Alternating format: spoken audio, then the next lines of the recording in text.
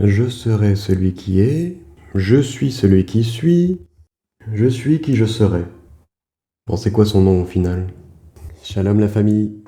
Je vous invite à regarder l'intro entièrement, qui sera plus ou moins longue, mais nécessaire. Vous allez comprendre très rapidement pourquoi. Et pour ceux qui m'écouteraient avec des écouteurs, je m'excuse par avance avec le bruit environnant, parce que je suis dans un appartement qui est mal insonorisé. Mais avant de parler de mon sujet, je voulais vous annoncer que mon épouse va tout doucement intégrer la chaîne et commencer par partager des exhortations, notamment sur le thème de la méchanceté. Alors abonnez-vous pour ne pas la manquer. C'est un excellent sujet qui touche les non-croyants, mais pire encore, les chrétiens. Et cela de très près. Ma dernière vidéo en date a fait réagir, et c'est une bonne chose en soi. Par contre, les commentaires ont été d'une violence démesurée, voire destructeur. Alors rappelez-vous, dans cette vidéo, nous avons pour ordonnance de supporter l'opposition, et je remercie le Seigneur pour cette révélation qui me porte. Parce que d'après des non-chrétiens, je suis une espèce de bourré du crâne, et agressif, un espèce de rogné, un juif orthodoxe, simple d'esprit, qui prend la femme pour objet, un macho. Alors je ne sais pas d'où vient ce dernier compliment. Je ne suis pas capable de réfléchir par moi-même, mais heureusement, pour contrebalancer, j'ai des témoignages de chrétiens à mon égard. Je suis manipulé par le mensonge, partie intégrante et active du pouvoir de la bête. Hérétique, luciférien, ignorant et apôtre du mal, travailleur pour le diable. J'en fume mes abonnés. C'est peut-être la nuée de Dieu qu'il n'a pas distingué, qui sait? Je ne peux pas être appelé chrétien. Nous avons sur Terre visiblement des chrétiens capables de sonder les cœurs maintenant. Et je cite une dernière chose, le rôle d'un vrai chrétien est d'incarner les énergies. Alors tiens, est-ce que c'est pas New Age ça, les énergies? Bon. Le rôle d'un vrai chrétien est d'incarner les énergies de notre Sauveur dans ses actes, sa charité, son amour et ses prières, dans la vérité et le discernement des textes bien compris. En tout cas, belle démonstration d'amour du prochain. Que je sois dans la vérité ou non, là n'est pas la question. Vous connaissez tous ce passage. Ne jugez point, afin que vous ne soyez point jugés, car de tels jugements que vous jugez, vous serez jugés, et de telles mesures que vous mesurez, vous serez mesurés réciproquement. La plupart d'entre eux sortent de ces églises qui se déclarent primitives, mais pire encore, le religieux anti-juif, anti-sioniste et anti-Torah que j'ai dénoncé dans cette vidéo est encore d'actualité dans beaucoup d'églises. Alors si c'est ça être chrétien, alors je veux plus qu'on m'appelle chrétien. J'ai honte pour ma fratrie, de la voir avec une ouverture d'esprit aussi grande que celle de l'esprit pharisien. Proverbe 28 que je vous invite à relire entièrement. Ceux qui abandonnent la loi louent le méchant, mais ceux qui gardent la loi, ils leur font la guerre. J'ai déjà entendu par plusieurs frères nous expliquer la chose suivante, et parmi eux Daniel Steen, un frère incroyable que j'ai découvert la semaine dernière au travers de la page YouTube d'une sœur qui avait laissé des commentaires. Et j'en profite pour vous dire que j'aime beaucoup quand les personnes mettent publiquement sur leur page YouTube les chaînes qui les influencent, comme vous pouvez le voir chez moi. Ça permet à tous de voir la cohérence des discours et des commentaires laissés. Bref, que nous dit notre frère? Que la première lettre de la Torah commence par un bet, avec Bereshit, et que la Torah se termine avec un lamed de Yisroel, ce qui nous donne Lev. Pour ceux qui ne le savent pas, le bet peut se lire comme un V quand elle est précédée d'une voyelle ou lorsqu'elle ne comporte pas de dagesh, un petit point au milieu. Et le Lev veut dire le cœur. Donc nous pouvons comprendre que la Torah de Dieu, c'est le cœur de Dieu. Il nous apporte encore cette chose magnifique. Si nous combinons Lev, le cœur, avec Tsel, qui signifie l'ombre, nous obtenons l'ombre de la Torah de Dieu, c'est-à-dire le Tselev, qui signifie en hébreu moderne la croix. Et ne vous y méprenez pas, ce que nous venons de voir est encore une pratique de la Kabbale. Dans le même type, j'ai prévu une prochaine vidéo pour parler sur l'inspiration des pasteurs, qui rejoindra 2 ou 3 de mes vidéos déjà en ligne. Ce qui est malheureux ici, c'est qu'ils n'ont pas combattu une idéologie au travers leurs remarques, mais une personne, ma personne. Mais je suis dans la joie, Parce que Yeshua nous dit, vous serez bien heureux quand vous aurez injurié ou persécuté, et quand à cause de moi, on dira faussement contre vous toutes sortes de mal. Réjouissez-vous et tressaillez de joie, parce que votre récompense est grande dans les cieux, car on a ainsi persécuté les prophètes qui ont été avant nous. L'homme ne sera point affermi par la méchanceté, mais la racine des justes ne restera point ébranlée. Proverbe 12, 3. Je suis dans la joie parce que l'Évangile fait réagir, et tout ce qui est démasqué par la lumière devient visible. La lumière démasque les mauvais esprits qui animent la chair. Et personnellement, je suis incapable d'apporter l'Évangile sans la Torah, tout comme Yeshua et les apôtres en fait. Daniel Steen nous explique encore que lorsque nous nous désintéressons de la Torah, ce n'est pas un iota mais une montagne de iota qu'on supprime. Il faut être courageux pour faire ça ou inconscient. Et je cite, « Ne pas obéir à la Torah, c'est ne pas faire confiance à Dieu qui l'a donnée. Amen, car je vous dis, jusqu'à ce que ce soit passé les cieux et la terre, pas un seul iota ou trait de lettre de la loi ne passera. » J'aimerais rester 2 minutes sur cette déclaration du Christ en Matthieu 5, 18. En prenant le livre de Franck Laloux, nous comprenons que le iota grec provient du yod hébraïque, et que toutes les lettres hébraïques commencent par un yod ou un vav. Si nous utilisons comme beaucoup ce verset pour faire comprendre que la loi ne disparaîtra pas avant que le grand retour de Christ se fasse, ce qui est juste, et ce n'est pas moi qui le dis, mais le sens premier du verset, mais nous pouvons aussi comprendre que nous ne devons pas interpréter la parole en omettant des versets, ou encore que si nous retirons un trait d'une lettre d'un mot, tout le sens en serait affecté. Prenons exemple avec Ham, qui signifie une contrée habitée par les Ozim. Si je fais sauter un yod ou un trait de la lettre, pouf, nous avons Ham, ce qui signifie Shem, le fils de Noé. Ou pire encore, dans le même style, nous avons dans 1 Roi 11, 29, Aria, qui est un prophète. Et si nous enlevons encore un petit trait de lettre, ça nous donne Eyé, dans Exode 3, 14. Et ce ne sont absolument pas les mêmes personnes dans la Bible, et j'espère me faire comprendre. Pour en terminer avec les mauvais commentaires, le Seigneur nous dit de ne pas rendre le mal pour le mal et de bénir ceux qui nous maudissent. Alors j'avoue que sur le moment c'était un challenge. Mais notre Père qui est dans les cieux sait que j'ai pardonné et que je n'ai aucune amertume contre mes opposants, grâce à lui. Alors, que ce soit bien clair, je n'ai pas révélé ces commentaires à la vue de tous pour que vous ressentiez à votre tour une colère ou du mépris envers ses frères et sœurs. Ne vous faites pas avoir vous-même en cherchant à me rendre justice. Je suis en paix, soyez-le aussi. Si nous révélons le mal à la lumière, c'est pour espérer d'eux une prise de conscience et une repentance sincère, envers nous, mais surtout envers le Père. Donc je vous invite à voir cette vidéo, si ce n'est pas encore fait, sur les 30 versets liés aux relations humaines. Là, mon but était de montrer que tous les hommes sont égaux, et lorsque nous ne laissons pas vivre Christ en nous, nous ne faisons plus la différence entre un croyant et un non-croyant. Si nous avons un discours qui n'est pas en lien avec nos actes, nous ne verrons plus aucune différence entre le peuple de Dieu et le peuple de Babylone. Et en référence à cette vidéo, si nous apportons un feu étranger au culte imposé par Dieu dans la Torah, nous n'aurons plus aucune distinction entre le peuple de Dieu et le peuple de Babylone, encore une fois. Alors attention, je ne juge pas les personnes que j'ai citées, je relève des comportements, je montre ce que je dénonce dans mes vidéos.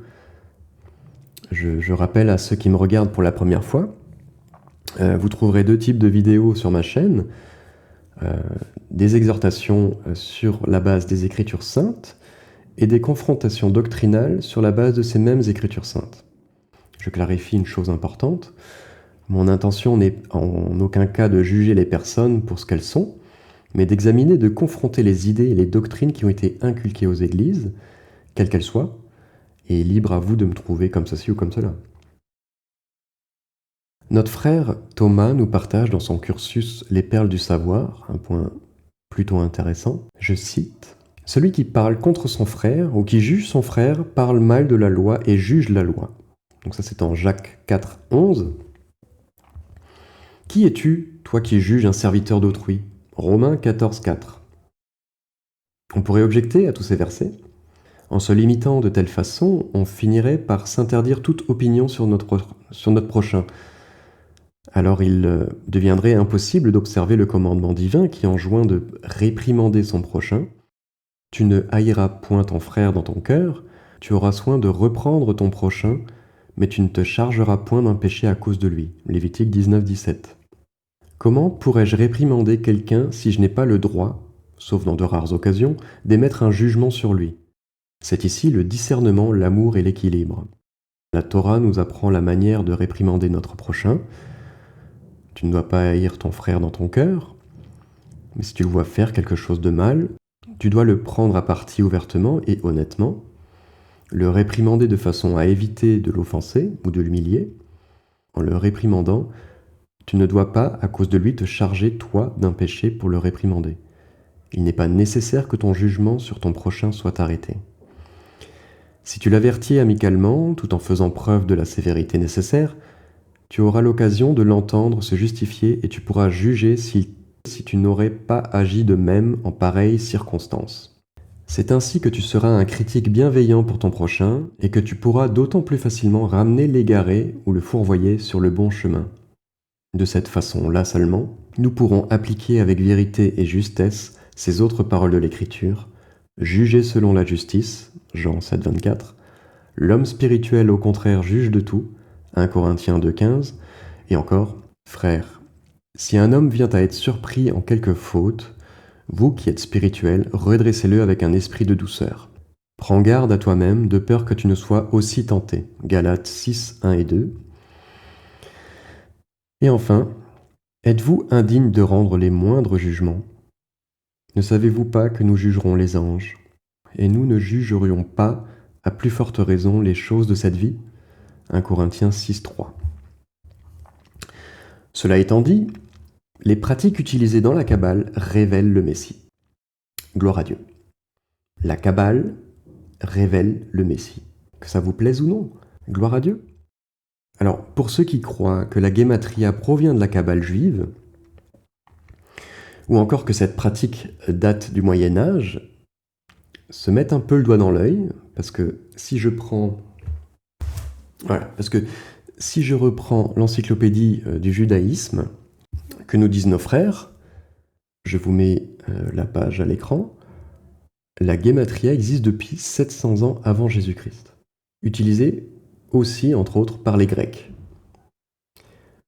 Donc, Jésus parlait bien d'une pratique existante et comprise par les contemporains de Jean. Mince alors. Pour ceux qui confirment l'idée que le symbolisme des lettres hébraïques provient de la Kabbale, je suis embêté pour vous, mes frères. J'avais pourtant mentionné dès les premières minutes de cette vidéo que le symbolisme existait depuis le temps des hiéroglyphes, c'est-à-dire 1700 avant Jésus. Est-ce que le Moyen-Âge débute en moins 1700 ? Je n'ai jamais été très doué pour l'histoire géo, mais j'ai des doutes. À partir de 200 avant Jésus, les rabbins commencèrent à explorer et à formaliser le symbole des lettres.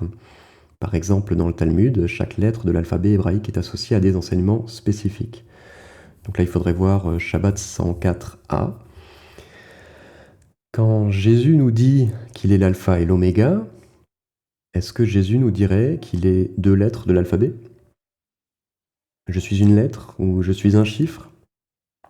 Est-ce que Jésus était LGBTQ++, machin ? Ou xénogenders ? Pour une fois que je prends pas la Bible littéralement. Et attendez, la bête qui viendra, vous pensez que c'est un grizzly ? Sérieusement. Le peuple de Dieu périt par manque de connaissances. Si vous êtes trop fatigué pour faire des recherches, ou à vous instruire par vous-même, ou en pensant que l'esprit seul vous apprend tout sur un plateau, laissez les autres faire leur travail. Et veuillez un minimum voir l'effort fourni pour apporter l'évangile, dans un langage qui ne vous est pas familier, mais qu'ils seront pour d'autres. Toujours dans Proverbe 28, celui qui laboure sa terre sera rassasié de pain, mais celui qui suit les fainéants sera accablé de misère. Dans le corps, il ne nous faut pas 2 mains gauches ou 2 pieds droits, alors gardons-nous de nous faire un croche-pied à nous-mêmes.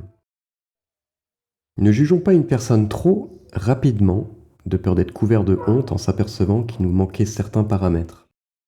Un dicton juif dit « Lorsque la gauche repousse, il faut que la droite rapproche ». Comme expliqué par ce frère rabbin Nissim Sultan, celui que nous détestons n'a jamais été que notre propre miroir. Alors, partagez cette vidéo pour que plus personne n'ait besoin d'utiliser la Kabbale pour rechercher la présence divine. Mais attention, ne donnez pas les choses saintes aux chiens et ne jetez point vos perles devant les pourceaux, de peur qu'ils ne les foulent à leurs pieds, et que se retournant, ils ne vous déchirent. Les choses saintes et les perles représentent les enseignements précieux et des vérités spirituelles. Les chiens et pourceaux symbolisent des personnes qui ne sont pas en mesure d'apprécier ou de respecter ces vérités. Dans le contexte juif de l'époque, ces termes étaient utilisés pour décrire ceux qui étaient impurs ou qui rejetaient les valeurs spirituelles.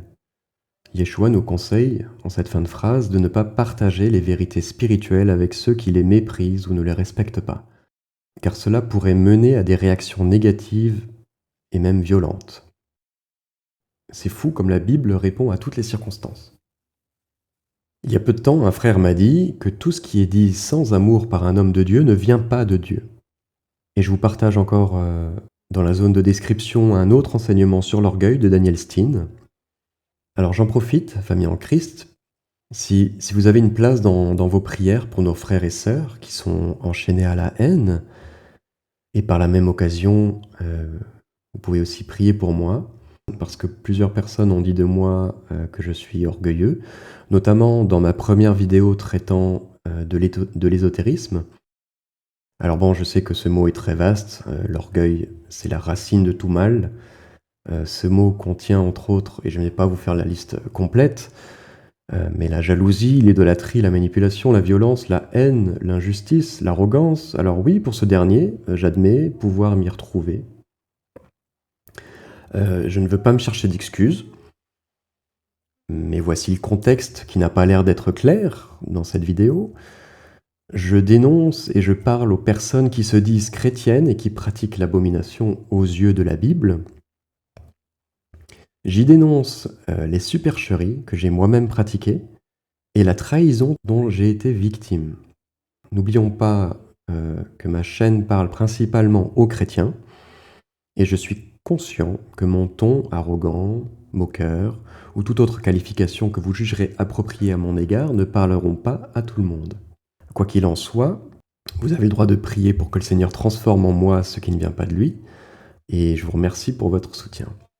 Allez, je vous ai fait assez attendre et merci d'avoir tenu le coup jusque-là.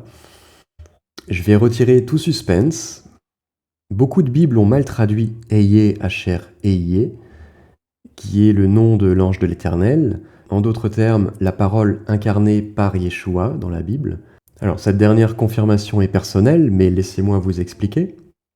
Pour commencer, parlons rapidement de la racine Aoua, qui peut être une forme archaïque ou poétique du verbe Aya, signifiant être ou devenir pour exprimer l'idée d'exister. Je vous partage mes maigres connaissances acquises au travers des cours d'hébreu. Voici la conjugaison à la troisième personne de ce verbe, au passé, présent et futur. Vous comprendrez mieux pourquoi, à la fin de la vidéo, j'ai choisi de prendre la troisième personne. Au passé, nous avons Oyo, ou Aya. Au présent, nous avons Owe. Et au futur, nous avons Yiye. On va décomposer ensemble ce qui est dit dans l'Exode 3.14. Je vais utiliser des mots simples, parce que premièrement, je ne suis pas professeur, et surtout pour que tout le monde puisse comprendre. Eyé, Asher, Eyé, est conjugué ici, nous le voyons, au futur. Le Aleph signifie la première personne du singulier.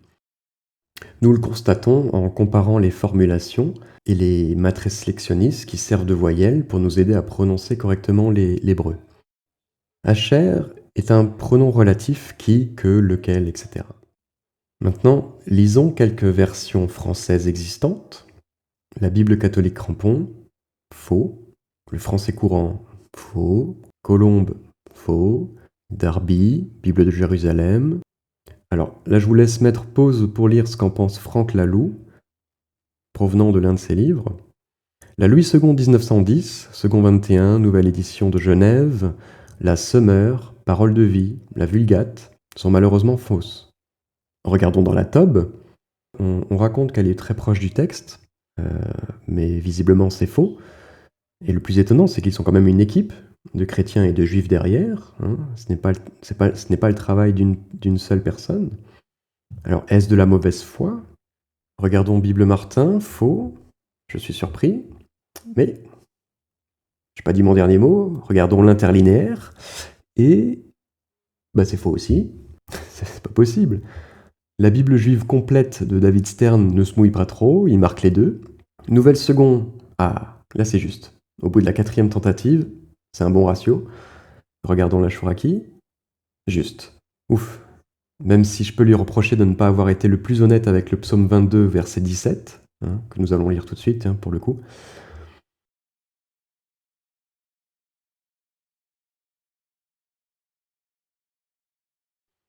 Alors, si nous prenons ce dictionnaire dont j'ai fait mention dans une autre vidéo, je vous mets la page à l'écran, le mot ikifuni, là, que nous recherchons, prend racine du nun, kof et p, comme nokaf, qui voudrait dire aussi entouré, encerclé.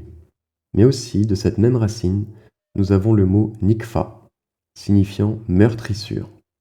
La richesse et la complexité de l'hébreu biblique nous obligent à revoir le contexte qui joue un rôle crucial dans la détermination et la signification exacte du mot.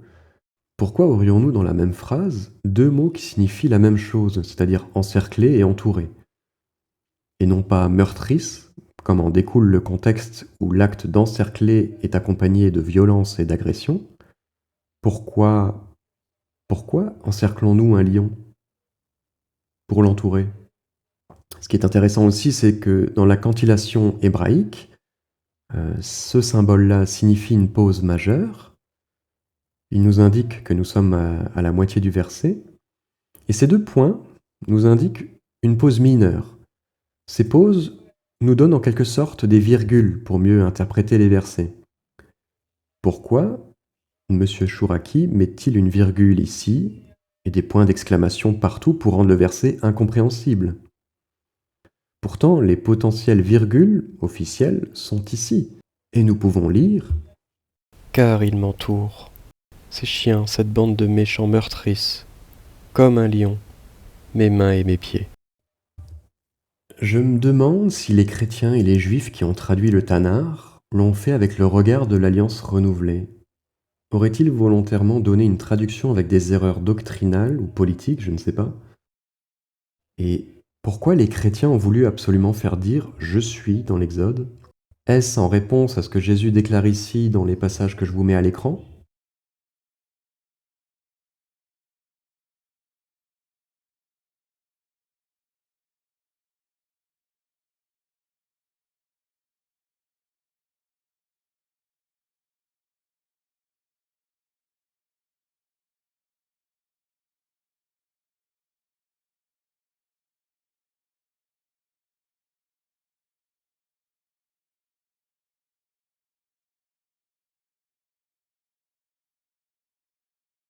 Pourquoi Chouraki a traduit correctement « Je serai » ? Est-ce à l'inverse pour vouloir faire comprendre aux chrétiens que Jésus n'a jamais dit « Je serai », mais qu'il a dit « Je suis », pour tenter de nous faire croire que ce n'est pas Jésus dans le buisson ardent? Et par la même occasion, pourquoi n'a-t-il pas correctement traduit « meurtrice » au psaume 22? Est-ce pour retirer tout soupçon de crucifixion? Ce sont malheureusement des questions en suspens. Que nous soyons juifs ou chrétiens, pourquoi ne pas traduire des mots évidents dans leur vrai sens, plutôt que de la tourner dans le sens de notre doctrine? Regardez au verset 12, le Seigneur dit « Certainement je serai avec toi » et y est. Pourquoi donc cette incohérence 5 versets plus bas? J'en profite aussi pour vous partager quelques vidéos sur la traduction de Louis II expliquées par notre frère Alan Rich. Ça vaut la peine d'aller voir. Alors attention, à partir de maintenant et jusqu'à la fin de la vidéo, j'ouvre une discussion. Je vous partage une théorie personnelle Ne venez pas me mettre dans les commentaires que j'induis en erreur ceux qui me regardent. Hein, vous êtes prévenus. C'est bon, vous êtes prêts? Là, c'est le moment de partir ou de rester, hein. Donc je te laisse quelques instants pour réfléchir. Merci si tu as choisi de rester. Je crois que Yeshua et l'ange de l'Éternel sont la même personne. Je crois que Euyé Asher Euyé est le nom de l'envoyé de Dieu, c'est-à-dire le Fils, qui prend son origine dans le nom très saint du Père, Yod-He Vav-He, et qui pour ce dernier n'est pas multiple. Et je crois aussi que le nom de Dieu, en tout cas dans la prononciation du nom, n'est pas perdu comme on le prétendrait. Je vous explique mes théories. Alors, j'ai envie de répondre par une question un peu rhétorique. Pourquoi l'ange nous dit « je serai » et pourquoi Jésus nous dit « je suis » ? Comment et pourquoi arrivons-nous à croire que Jésus est Euyé ? Que par là, nous comprenons la même chose que les pharisiens, que Jésus se fait Dieu. Pour moi, Euyé est un nom prophétique. Tout comme la Vierge qui enfantera un sauveur du nom d'Immanuel. Jésus ne s'appelle pas Immanuel, à ce que je sache. Et pourtant, nous lui accordons ce verset, n'est-ce pas? Parce que nous nous attachons à ce que signifie ce nom prophétique, voulant dire Dieu avec nous. Est-ce que vous êtes d'accord avec moi? Dans l'Ancien Testament, Yeshua était encore hors de notre temps. Malgré ses apparitions multiples, son nom prophétique nous indique qu'il sera un jour avec nous. Pourrions-nous comprendre lorsque Jésus dit « Je suis » Egoimi, que cela pourrait dire que ça y est, il est dans notre temps, maintenant il est temps, qu'il est celui qui devait être, comme il l'a déclaré dans le buisson ardent en Exode 3,14. Je vous partage aussi 3 vidéos sur la doctrine de l'ange de l'Éternel par des juifs messianiques, qui vous donneront les arguments pour le fait de croire que Yeshua est l'ange de l'Éternel, avec les enseignements d'Yves Cohen, Yeshua dans la Torah, Yeshua dans les psaumes, ou encore une vidéo de Juifs pour Jésus par Josué Turnil. Maintenant, parlons un peu du nom très saint de Dieu qui est attribué au Père, Yod-He Vav-He. Je n'arrive pas à croire qu'aujourd'hui encore aucun Juif ne connaisse le nom très saint de Dieu. Pourtant, nous savons que le Kohen Agadol savait prononcer ce nom majestueux parce qu'une fois par an, il devait l'invoquer en entrant dans la tente. Dans le traité de Yoma 6.2 ou 39b12, je ne suis plus très sûr, il est mentionné que le grand prêtre prononçait le nom ineffable lors des confessions des péchés du peuple et que ceux qui entendaient ce nom se prosternaient en réponse. Et aussi, il y a déjà eu cet incident lorsque le grand prêtre a prononcé le nom de Dieu et sa voix était si forte qu'elle a été entendue jusqu'à Jéricho. Et malgré la distance, sa voix fut miraculeusement entendue. Alors je vous pose aussi cette question, comment ce mystérieux oubli aurait pu voir le jour, alors que tout Jéricho l'avait entendu? Et encore aujourd'hui, nous avons toujours des descendants des 12 tribus, parmi elles les familles Cohen et les Lévis. Et pour ceux qui croient qu'un 3e temple se prépare, croyez-vous que cette importante transmission ait pu cesser un jour? Je vous envoie une nouvelle fois chez Alan Rich pour ce sujet du 3e temple. Alors, je ne suis pas en train de croire à un complot de la part des Juifs. Je sais que le rabbinisme a interprété le 4e commandement de façon très littérale, et c'est une manière pour eux de se protéger, mais malheureusement de se protéger de leur salut, en référence au psaume 91. Le commandement nous dit littéralement de ne pas prendre le nom Yod-He Vav-He en vain. Ce nom qui est présent plus de 5000 fois dans la Bible. S'il est utilisé autant de fois, c'est que nous devrions le connaître. Serait-il dans la Bible en vain? C'est presque contradictoire, non? Par la même occasion, si Eyé, Asher Eyé était le nom très saint de Dieu, aucun juif ne pourrait le prononcer non plus, ni même nous. La prononciation serait tout autre avec les matrices lectionnistes qui nous permettent, encore une fois, de prononcer l'hébreu correctement. Toujours pour rester sur la prononciation, Je vais vous partager des pistes. À la fin de cette vidéo, je ne vais pas vous dire comment le prononcer, mais vous aurez les outils pour le prononcer d'après mon hypothèse. Sinon, je le sens, je vais encore attirer la foudre des fils du tonnerre.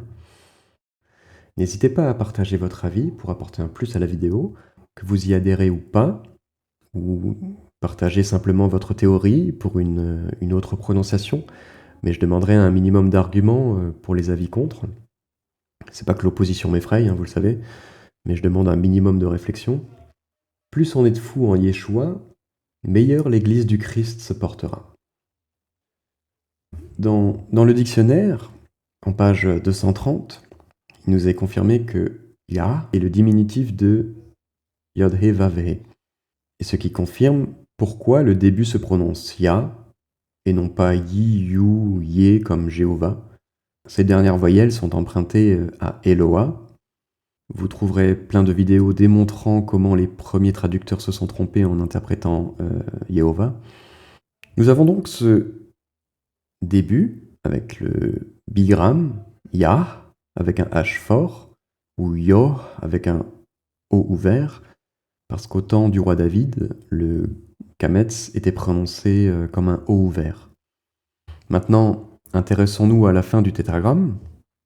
Lorsque nous demandons ce que peut bien vouloir signifier ce tétragramme de façon littérale, on nous répond dans la majorité des cas « Dieu est »,« Dieu existe » ou « Dieu est de toute éternité ». La traduction la plus appropriée et celle qui a été retenue, c'est l'Éternel. Mais je suis sûr que vous trouverez par déduction quelle forme conviendra le mieux pour la fin, entre la traduction et la composition du verbe conjugué, un jeu d'enfant. Voilà, j'en ai fini pour aujourd'hui. Merci d'avoir regardé jusqu'au bout, comme d'habitude. Si cela vous a plu, je vous invite à cliquer sur le pouce en l'air, ou à commenter, à partager et à vous abonner si ce n'est pas encore fait. Toutes ces choses aident au référencement. Avançons et grandissons ensemble dans la foi. C'était Frédéric Philippe. Que Dieu vous accompagne.